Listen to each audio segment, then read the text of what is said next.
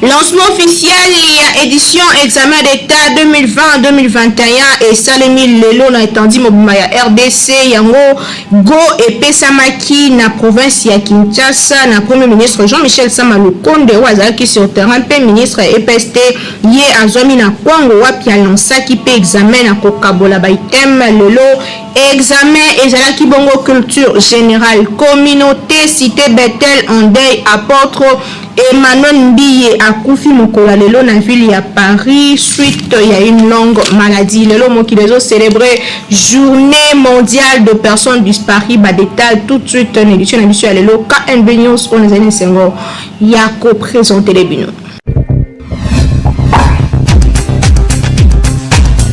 Beauté, merci, la fidélité et confiance pour PC na KNB News ou Information toujours d'une manière très professionnelle. Le bon début de semaine, on a besoin de Tikato font l'édition à l'ELO, non Assemblée nationale, loi puis adopter projet de loi portant prorogation et état de siège et Sengeli Kosimba Kezali 7e prorogation et état de siège na province ya Nord qui vous paye touri. Yango et Salema qui lors ya plénière ou et Salemi Lelo lundi 30 août.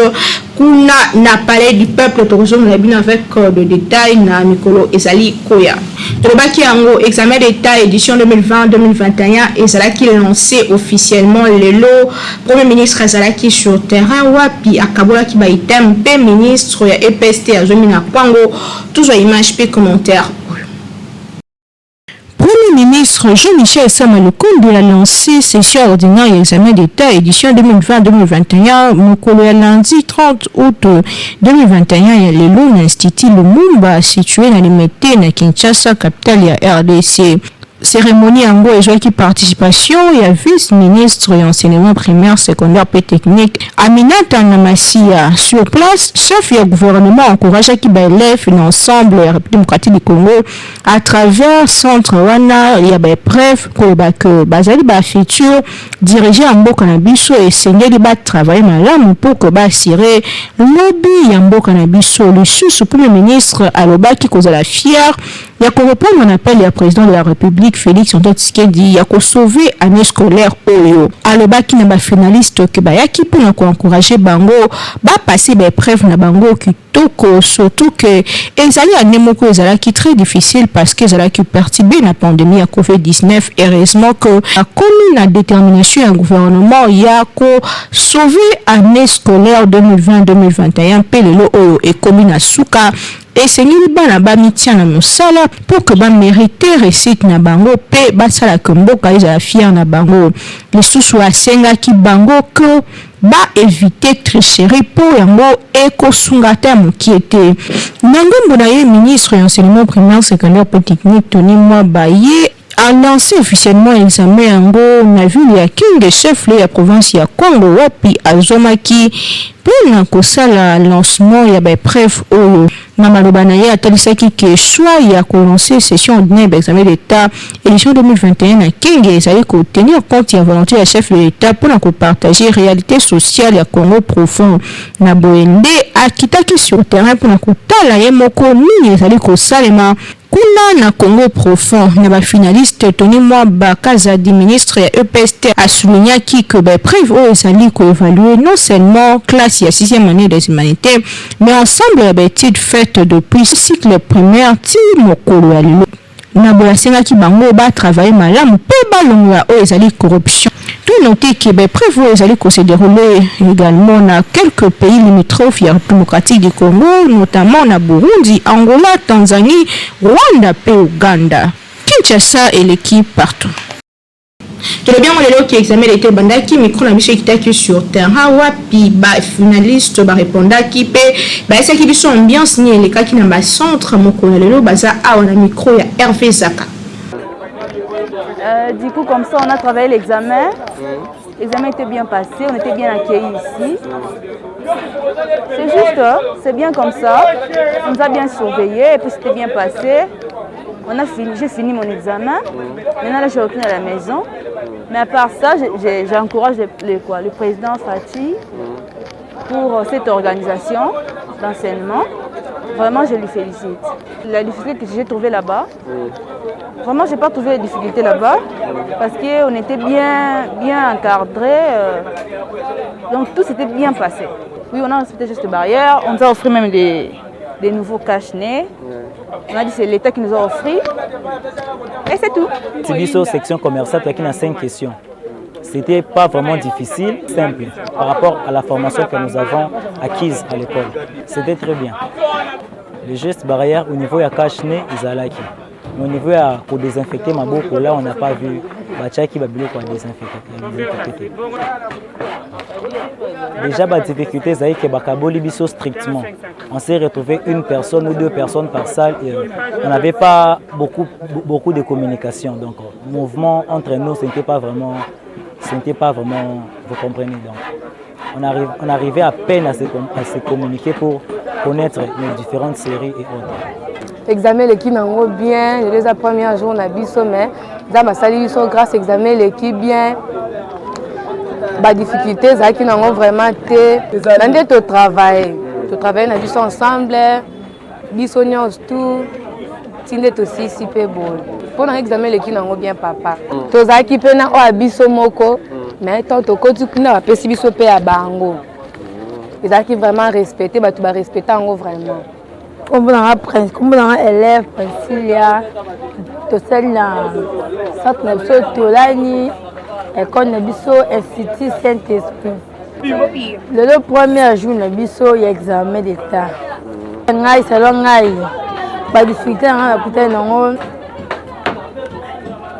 Des tinga bopéa na moi na ba difficulté té ya grave penza té na nyoso le kino ka bien voilà ngai na mona c'est l'équipe bien donc bien kaka ba respect wala udu ko lo ba té ba respecter ma cadre na 1 mètre ba pe so kutuna ya bango mo kuna na biso moto ya kina ngopuna yango ba pesi biso.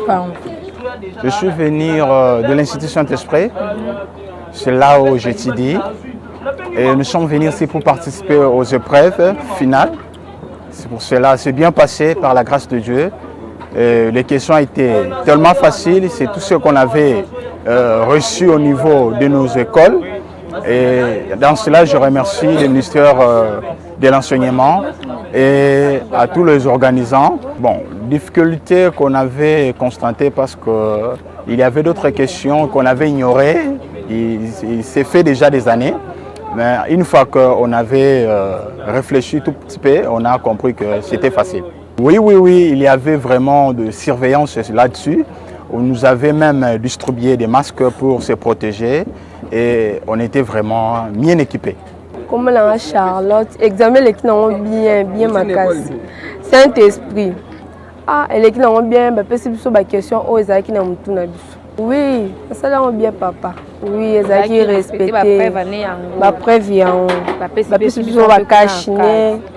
Bilan et dernière attaque au Salemaki na Beni et l'eau de 5 morts à 19 morts parce que Bassine Lebiso qui Kimia et Zongaki Wutabutu à l'élo Nathan Siata pour les détails.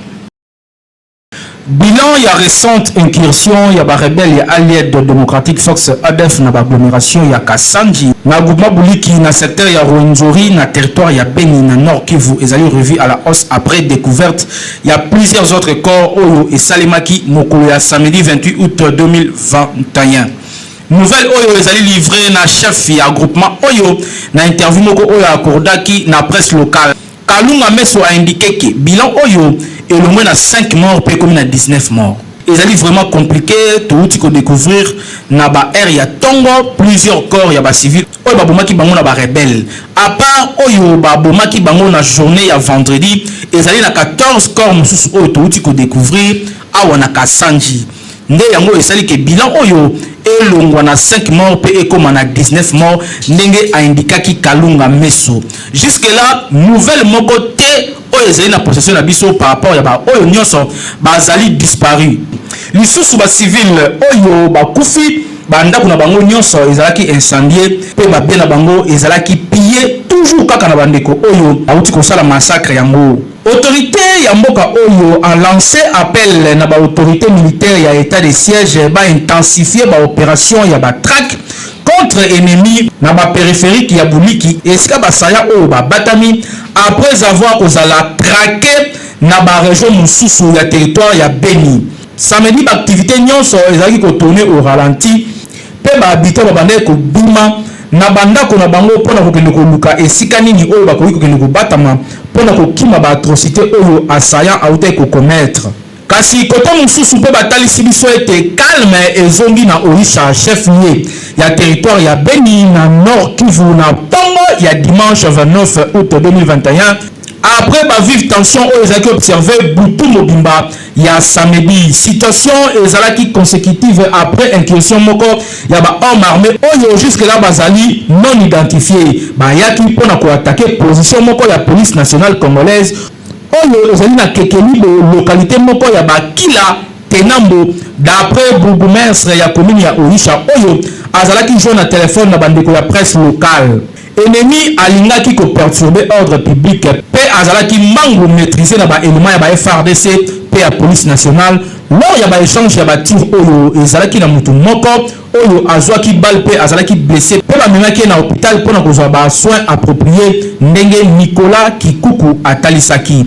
Autorité municipale oyo azali ko préciser que ba enquête ezali na en cours pona ko identifier ennemi oyo ayebani nanu te. Na Orisha centre ndenge moko pe na kekelibo ba activité nyonso ezalaki ya kokatana pe bato mingi bakitaki déjà ba domicile na bango pona ko se réfugier quelque part. Kasi na minute oyo ndenge bazali kotalisa biso mokolo ya lundi 30 août 2021 kimia ezongi pe quelques habitants bakomi ko regagner bandako na bango na bongo bazali toujours kosenga na autorité ya état de siège batia mayele pona koluka kozongisa kimia solo oyo bakongole nyonso bazali kozela na partie est ya République démocratique du Congo. Kinshasa et équipe partout. Na communiqué au Ekomel Biso Mokola Lelo, apôtre Emmanuel Mbiye, visionnaire église cité Bethel, a cousu Mokola Lelo dans Mboka, France, kuna na Paris, wapi, azomaki pour na baswa na e, bolanda image pe commentaire o, et pesami awa na merveille mobende. Révérend apôtre Emmanuel Mbiye Moulaya, visionnaire ya communauté cité Bethel, pe papa et artiste congolais Moïse Mbiye, abungisaki molimo na ye mokolo ya lelo lundi 30 août 2021 à Paris na Mboka France. Walande annonce salamaki na secrétariat général ya communauté cité Bethel. Famille Mbiye Moulaya na communauté mobimba ya cité Bethel bazana mawa ya ko annoncer liwa ya mbalakata ya révérend apôtre Emmanuel Mbiye Moulaya, visionnaire ya communauté cité Bethel de ce survenu lundi 30 août 2021 à minuit na Paris na France na âge ya 79 ans suite ya longue maladie. Wana eza communiqué moko ezalaki signé na Moïse Mbiye, secrétaire général ya communauté cité Bethel. Apôtre Mbiye Moulaya ye azali parmi ba pionniers de l'église de réveil na bané 80-90 pe lelo mwana ye nde azokamba église cité Bethel. En attendant programme secrétariat général ya église cité Bethel aza ko invité na ba pasteur responsable nyonso na ba différents districts ba suspendre ba activité nyonso na église na bango pe azosenga na bango bazala en contact na direction ya district ya ba province respective na bango pona koyeba place oyo ebongisami pona ba recueillement pe ba disposition relative. Wana ezalaki kaka na même communiqué. Par ailleurs a signalé que na Kinshasa recueillement ezo salama na assemblée centrale ya église Bethel na croisement ya boulevard Lumumba PC numéro 6170 na limité Funa chaque jour na 8h à 21h. Tout rappeler qu'apôtre Emmanuel Mbiye Moulaya ya bandai ko fanda na France depuis temps moulayi wapi ya bandai ko bénéficier na ba soins de santé pays atiki veuve na bana neuf na absence na yende mwana ye pasteur Moïse Mbiye azwaki commande église cité Bethel. Adieu l'apôtre Mbiye, adieu homme de Dieu. Moi apôtre Mbiye Moulaya, je déclare cette année comme année de grande moisson au nom de Jésus. Amen. Soyez bénis.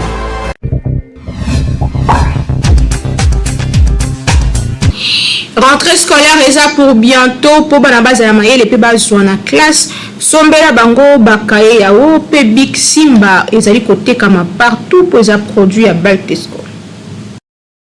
Tout toujours na souci ya kosunga mboka pe kosunga population congolaise kaka ndenge boyebeli société oyo monene na République démocratique du Congo Beltesco toujours pembeni ya population na ko accompagner bango na nyonso lelo lisusu ayeli bino bakaye yao pona kelasi ya bana na biso classe ezali kozonga kala te awa na yango kimaka deja mbangu na ba magasin nyonso ya Beltesco oyebi ezali partout awa na Kinshasa na ba commune nyonso soko tuni magasin ya Beltesco ezali po osombela bana na yo ba fourniture scolaire ya qualité supérieure lokola ba cahier yao ba stylo Simba pe ba cahier cartonné ya ba format nyonso ozana besoin ozwa ba cahier ya qualité pe ba stylo ya kitoko pona bana na yo année scolaire oyo bazala à l'aise kimambango na ba boutique ya Beltesco okozala desiti tozana ba cahier à 100 feuilles quadriligne tozana ba cahier à 48 feuilles quadriligne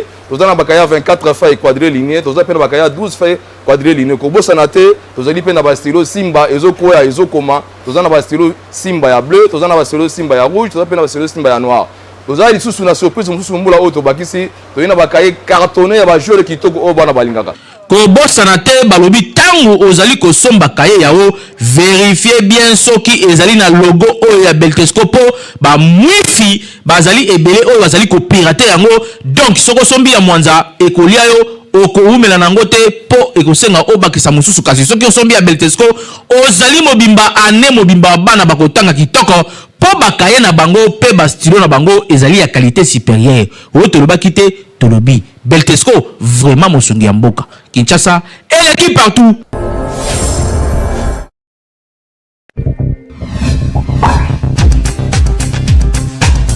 Lelo Mokilezo célébrait journée mondiale de personnes disparues. Bato babunga pour la nini babunga na ba circonstances nini babunga nini faut ba gouvernement ya bamboka et ça dans le domaine wana pour la image peu commentaire.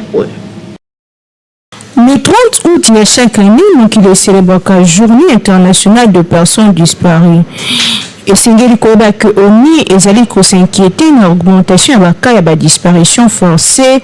Namokili Mobumba, groupe de travail sur la disparition involontaire de la Commission des droits de l'homme des Nations Unies et exprimé inquiétude de nombre croissant de la disparition forcée dans le monde entier. Victime de la disparition forcée, wapi tozali na ko ignorer o bazali ko koma sans que les sort na bango et c'est qu'on rappeler que seulement une fois l'on qui les célèbre katope kanisaka ba personne disparue car c'est vu l'importance ya journée en gros et c'est que chaque jour qui mobimba et lutter contre fléau ou la disparition ya bateau ndenge ONU est déclaré ngambo na ye comité international de Croix-Rouge basé à Genève et zali ko déplorer manque ya ba volonté politique na ba pays na biso pour na ko s'attaquer na problème comme de plus en plus le coup la fléau. Dans rapport moko intitulé Personnes disparues, une stratégie oubliée, Organisation des Nations Unies et attiré l'attention à Mokile sur un drame trop souvent ignoré où les alliés Salema na ba dizaines de milliers de familles na Mokile Pelisusu partout dans le monde et les alliés impératifs que face à la tragédie pour aider la famille à disparu.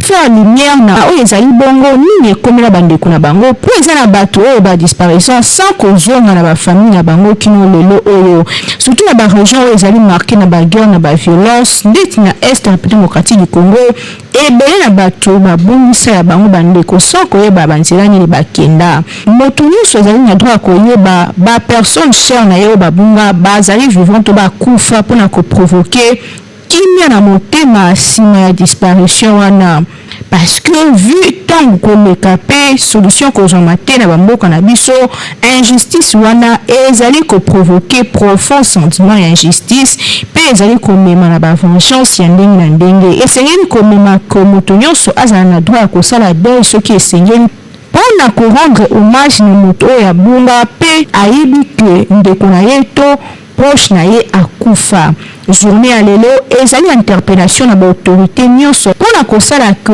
soki moto abungi to po mwana abungana ba parents na ye et que l'état asala nyonso pour que moto wana non seulement retrouver kasi ata ko retrouver te ayeba nzela nini ndeko to peut être cher na ye akenda ezali interpellation journée ya le 30 août ya lelo Kinshasa et l'équipe partout.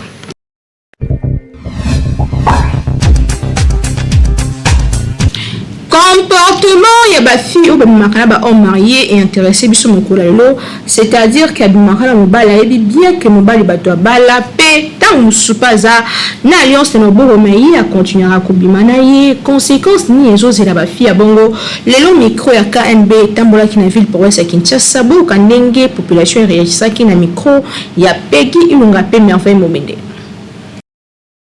Un marié aza mutu o déjà s'engager na mwasi na ye oyo honoré devant baboti l'état pe nzambe pe mwasi wana nde nzambe ayebi toyebi ke mibali ebele bazalaka ba infidèle pe bakoma kobima libanda pe ya kokamwa ezaki ba jeune fille ebele bakoma ko préférer kobima kaka na ba homme marié ayebi ke mobali wana abala déjà mais azosala ngo na nkona ba raison moko égoïste azo vivre un espoir que mobali wana ko benga ernyo so lingi akotika mwasi na yepe ko ya ko bala un jour ba misusu kuto ko mona komi na sena mwasi ya ndako kasi sur 100% ya mibali ezaka kana 5% ya ba homme marié o batika ka basi na bango pona ko bala basi ya makango. En tout cas, ils ont la rare. Yango biso magazine KNB News to tulaki na population congolaise ape sa biso moi likanisi pour na ba conséquences o ya kana bana basi to pe ba jeune fille o balingaka ko bimana ba homme marié. Pourquoi kolinga mobali ya mutu? Parce que aza na foyer na ye o ye azo kamba. C'est ça. Kolinga mobali ba déjà péché d'abord. Parce que tant azo buma foyer na ye nzala, na nzambe pa osepelate. Linga ke luka ya yo moko personnel. Bo vanda na ye nzamba pambola bino bo balana un jour pe bo botabana ke kolinga mobala batu za mabi soko kotika kolinga mobala batu te wana yo na nzambe po soki ngala biko maboko na sena iska nzamba lola yo za la vie mulaite pe libala no za la boye onyokama c'est ça ya yo moko eza nécessaire ya bato kono mobala na saki olela na ndaka zo sambela yo malédiction le bando landa yo mobala ya bato eza mabe il faut luka yo moko ya bato parce que azo lekisa ba era pamba azo salo mabe a lekisa tango pozwa ya yo moko bofanda na o ya bato o lekisa ka era pamba abando sekana na kabwe asundoli yo eloko il faut luka ya yo moko ko na opesa ka conseil na mibalo bazana o bazana basi na bango na bandako tango yebi ozala mwasi na ndako kolinga te obima libanda oke kolinga basi par-ci par-là ebebisaka foyer ebebisaka éducation ya bana lelo papa epai mama epai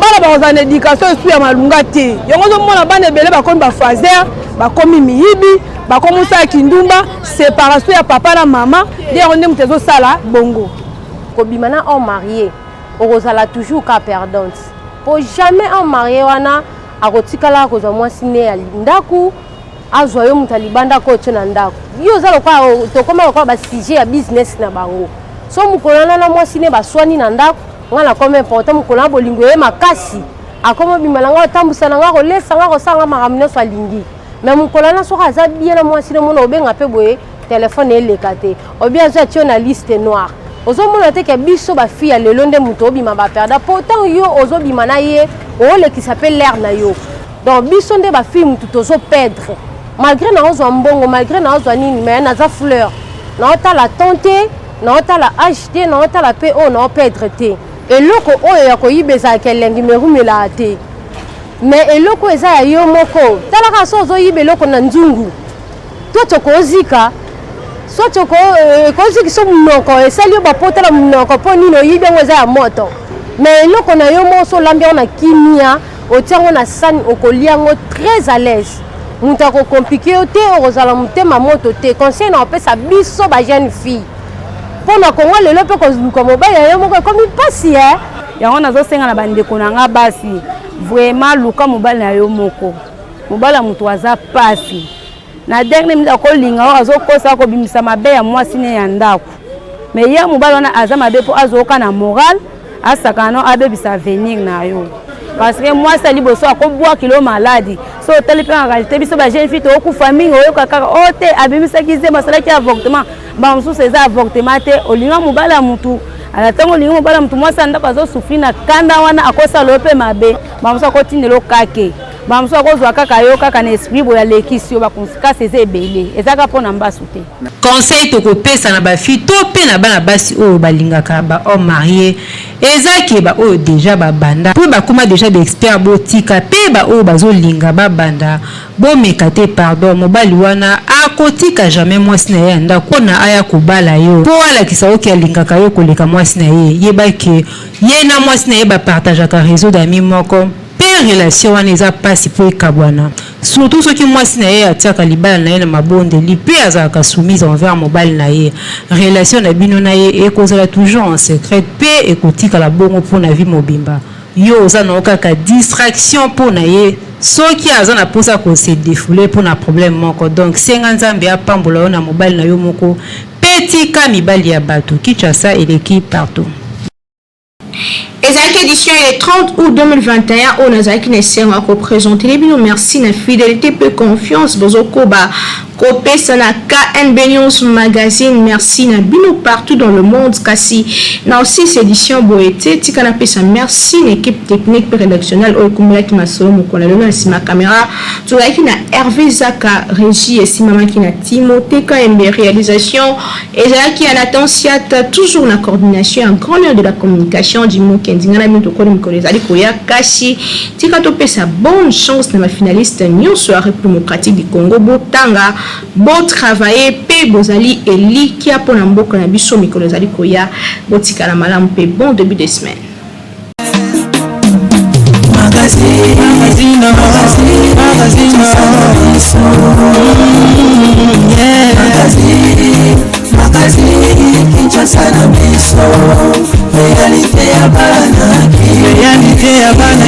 Réalité ya banaki